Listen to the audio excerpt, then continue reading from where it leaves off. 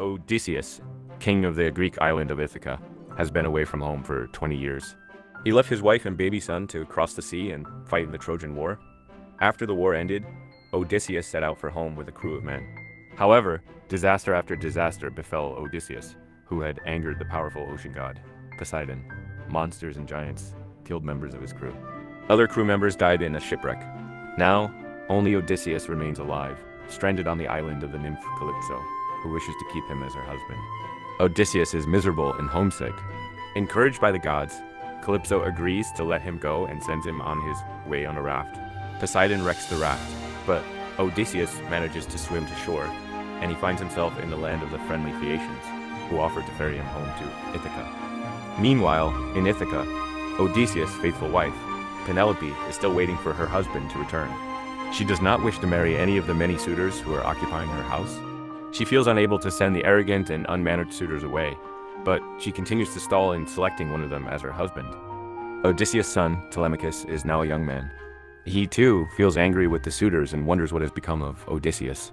Inspired by the goddess Athena, Telemachus undertakes a sea voyage to visit two kings who fought alongside Odysseus in the Trojan War, in hopes that one of them might have news of his father. While Telemachus is gone, the suitors plot to ambush his returning ship and kill him. However, Telemachus returns safely to Ithaca after learning that his father is still alive. Instead of going back to the palace, Telemachus visits the hut of the swineherd Eumaeus, a longtime faithful servant of the family. Eumaeus has another visitor, a storytelling beggar who Telemachus learns is father in disguise. After a joyful, tearful reunion, father and son begin plotting the downfall of the suitors. Odysseus, Eumaeus, and Telemachus journey to the palace. There, still in beggar costume, Odysseus begs for food from the suitors, who abuse and threaten him. He does not immediately retaliate, nor reveal his identity to Penelope, who has come up with a test by which she will select her future husband. She promises that she will marry whoever can string Odysseus' great bow and shoot an arrow through a row of axes. None of the suitors prove able to accomplish this feat, but Odysseus accomplishes the task easily. Bow in hand, he finally announces his identity and begins to shoot the suitors. With help from the goddess Athena, Odysseus, Telemachus, and Eumaeus are able to kill the suitors.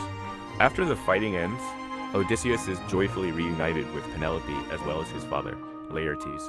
Although members of the suitors' families band together to avenge the suitors' deaths, Athena intervenes and brings peace. If you enjoyed this video, don't forget to subscribe and like for upcoming videos. It's free and always will be.